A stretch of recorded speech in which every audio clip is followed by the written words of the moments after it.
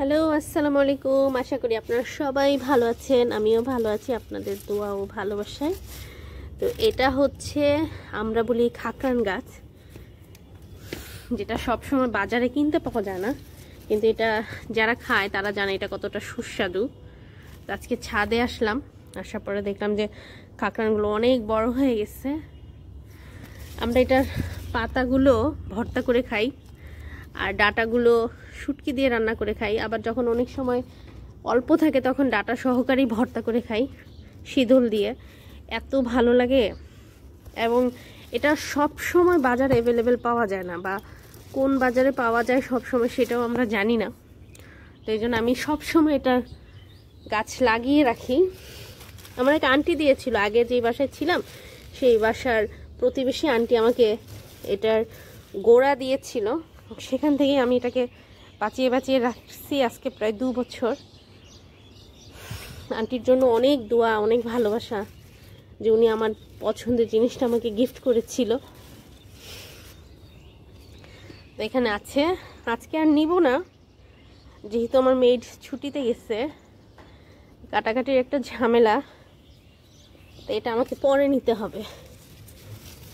আর এটা গোড়াতে যে কি সুন্দর, এই যে এই ঘাসগুলো আবার আমার বিড়াল খুব পছন্দ করে, এখানে হয়েছে। আর এখানে আমি এত লাল শাকের বীজ ফেলেছিলাম যে বীজগুলো পাখি সব খেয়ে ফেলছে, একটাও নাই। এই যে এখানে আমি ডাটা ফেলেছিলাম, পালং ফেলেছিলাম, কিন্তু হয়নি। তো এখানে অনেকগুলো শিমের বীজ হয়েছে, তো এত তো লাগবে না, এই জন্য আমি অনেকগুলো শিম গাছ উঠায় ফেলছি। তো যেহেতু আমার এতগুলো লাগবে না, কেউ চাইলে আমি দিতে পারতাম, অনেকগুলো গাছ উঠায় ফেলছি, কারণ এতগুলো একসাথে রাখলে হবে না। তো ওইখানে রাখলাম 3-4টাও রাখবো না, 2টা রাখবো। আর এখানে 2টা বরবটির গাছ হয়েছে, একটা ছোট্ট মাচার মতো করে দিয়েছি। তো এখানে কতগুলো গাছ ফেলে দিছি, 1 2 3 4 5 6, মায়া লাগে আসলে। এই যে দেখেন পাখি খেয়ে কি করছে, ছোট ছোট বীজ।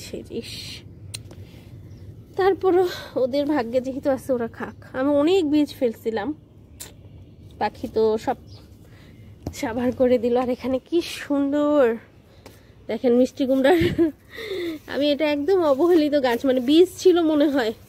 এই যে ভিতর ভিতর একটু লাল শাক হচ্ছে, বীজ ছিল। এই যে দেখেন খেয়ে কি করছে না, একদম সব লাল শাক খেয়ে ফেলছে, পাখি খেয়ে ফেলছে।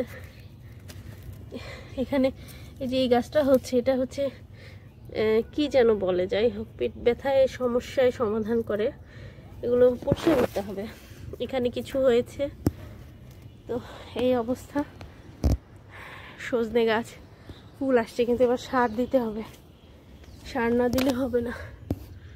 কি সুন্দর না, 2 শাকটা একটা হয়েছে। চুটাই পাতা বিভিন্ন গাছের গোড়ায় আমি এত সুন্দর করে ফেলছি, বীজগুলো সব খেয়ে ফেলছে। সেদিন ধনে পাতা নিয়ে গেছিলাম, আজকে আবার হয়েছে। এই যে এটার মধ্যে অনেকগুলো বীজ ফেলছিলাম, আছে শুধু এই অ্যাভোকাডোর গাছের গোড়ায় কিছু লাল শাক হচ্ছে, আর হচ্ছে যে বেলি গাছের গোড়ায়, আর একটাও হয়নি। এই যে এখানে কিছু হচ্ছে, কিন্তু কথা হচ্ছে যে মশারি টানাতেও ভালো লাগে না, কারণ যেহেতু পাখি খায়, রিজিকের মালিক তো আল্লাহ, এই জন্য যতটুকু থাকবে অতটুকুই খাবো। তো এই হচ্ছে বৃষ্টির মধ্যে গার্ডেনের অবস্থা। আজকে এই পর্যন্তই, সবাই ভালো থাকবেন, আল্লাহ হাফিজ।